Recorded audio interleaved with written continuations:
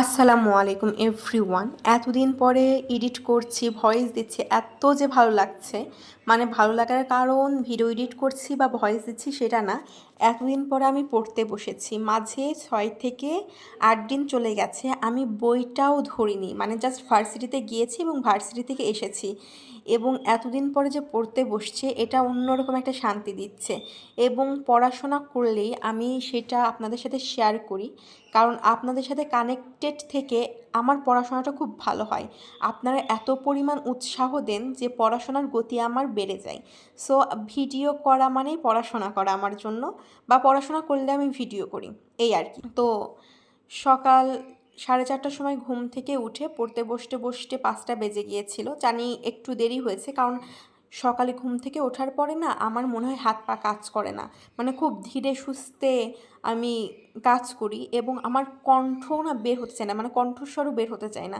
মনে হয় যে খুব ধীরে ধীরে কথা বলছি, এরকম একটা মানে অবস্থায় আমি থাকি, কেন আমি জানি না।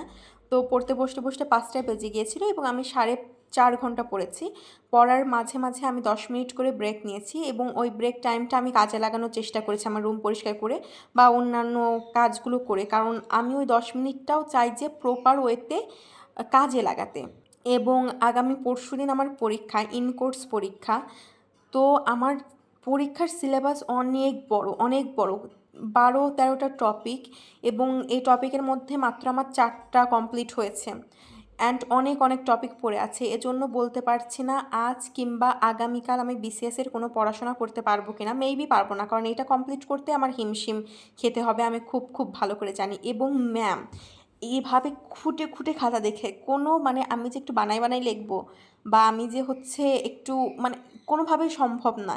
ইনফ্যাক্ট একটা গল্প করি, ম্যাম অলরেডি আমাদের একটা পরীক্ষা নিয়েছেন, কিন্তু ম্যামের মনে হচ্ছে যে পরীক্ষাটা ঠিকঠাকভাবে হয়নি, অনেকের কাছে মোবাইল ছিল বা যাই হোক, মানে কোনো চৌর্যবৃত্তি অবলম্বন করা হয়েছে, এজন্য সে পরীক্ষাটা ক্যান্সেল। কিন্তু ম্যামের পরীক্ষায় কে ফোন ব্যবহার করবে, কার এত বড় সাহস, আল্লাহ মাহবুদই জানে। এবং যেহেতু ম্যাম বলছে ওটা ক্যান্সেল, সেজন্য আবার নতুন করে পরীক্ষা দেওয়া লাগছে। তো চেষ্টা করছি যে প্রতিটি টপিক খুব খুব ভালোভাবে আয়ত্ত করা, যাতে খুব সুন্দরভাবে টাইমের মধ্যে শেষ করতে পারি।